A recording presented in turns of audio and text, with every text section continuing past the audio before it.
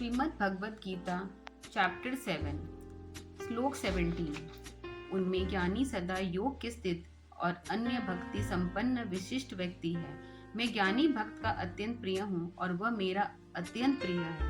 तात्पर्य: पूर्वोक्त 4 प्रकार के भक्तों में ज्ञानी की श्रेणी सर्वोपरि है। ज्ञानी भक्त परमात्मा का साक्षात्कार दर्शन कर सदा उसके साथ युक्त अर्थात जुड़ा रहता है। वह परमात्मा का अत्यंत प्रिय भक्त है। उसकी आत्मा की चेतन शक्ति एक क्षण के लिए भी परमात्मा से पृथक नहीं होती।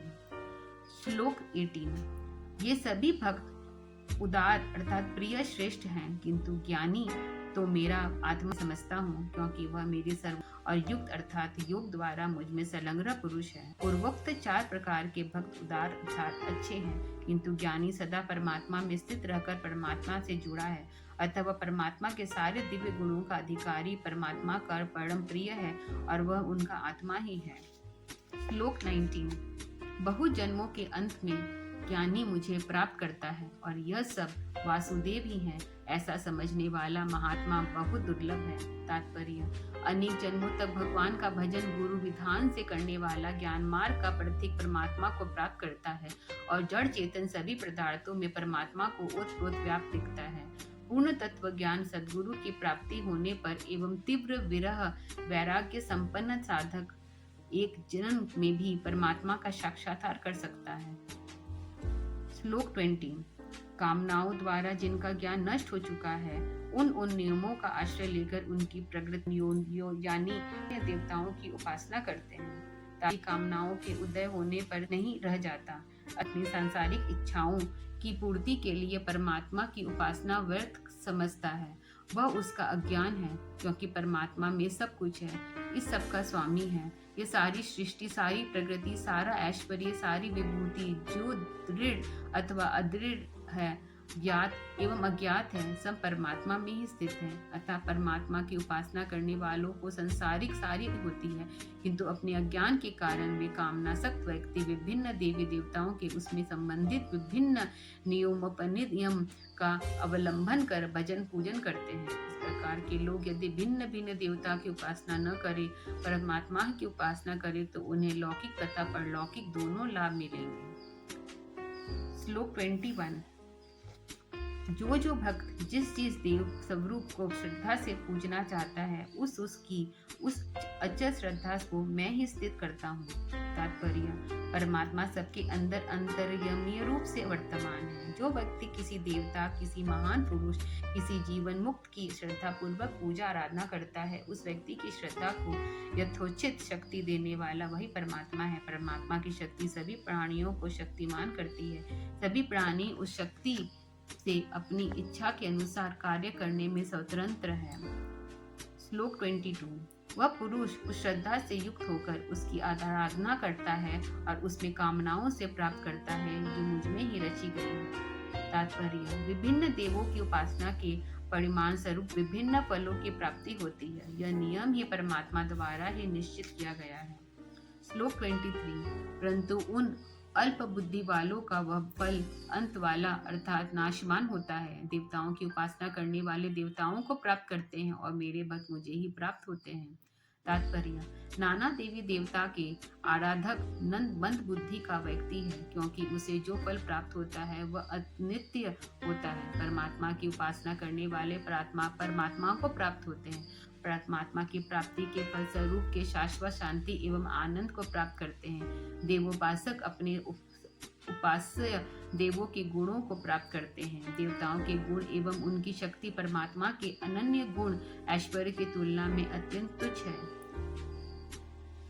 श्लोक 24। विवेकहीन व्यक्ति मेरे परम अविनाशी तथा सर्वश्रेष्ठ भाव को न जानते हुए मुझे अव्यक्त को व्यक्त व्यक्ति के आया हुआ समझते हैं। तात्पर्य: परमात्मा सर्वव्यापक निर्विकार चेतन सत्ता है। वह अनादि अनंत है, वह अव्यक्त है, वह व्यक्तिपूर्ण व मनुष्य आदि के शरीर में जन्म ग्रहण नहीं करता, अवतार नहीं लेता।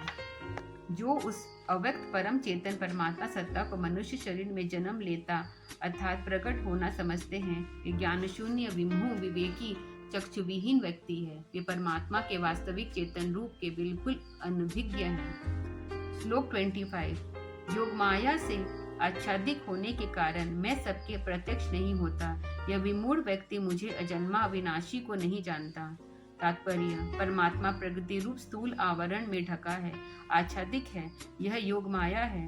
वह जड़ चेतन जन्म मरण सहित अनादि तथा अनंत है। ज्ञान विहीन संसारिक लोग परमात्मा के दिव्य चेतन रूप को नहीं देखकर उसके संबंध में विभिन्न प्रकार की कल्पनाएं करते हैं। वे उसे तत्व रूप से नहीं जानते। श्लोक 26। हे अर्जुन, मैं बीते हुए, वर्तमान और भावी सभी चराचर भूतों को जानता हूँ, परंतु मुझमें कोई भी नहीं जानता।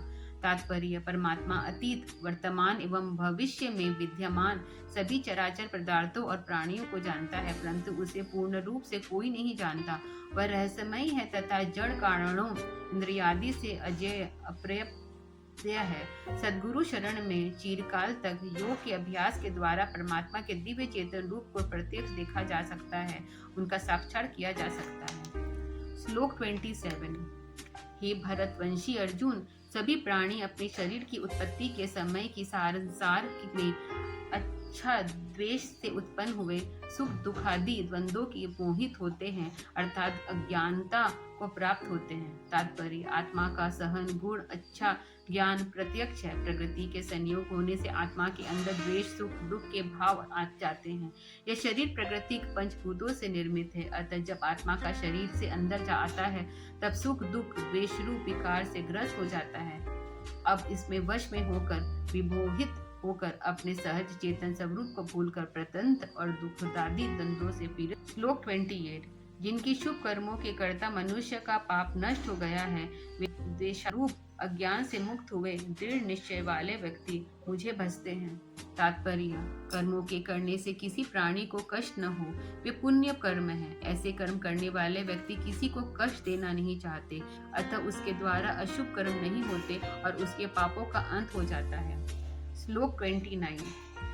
जो व्यक्ति जरा मृत्यु से छूटने के लिए मेरा आश्रय लेकर यत्न करते हैं, वे उस परब्रह्म के संपूर्ण अध्यात्मक तत्व समस्त कर्मों को जान लेते हैं। तात्पर्य: यहाँ सद्गुरु के भगवान श्री कृष्ण अर्जुन को उपदेश दे रहे हैं कि हे अर्जुन, जो परब्रह्म आध्यात्म तथा कर्म रहस्य को जानना चाहता है तथा जो जरा अर्थात मृत्यु से छुटकारा पाना चाहता है, वह मुझ जैसे गुरु का आश्रय लेकर साधन अभ्यास करे।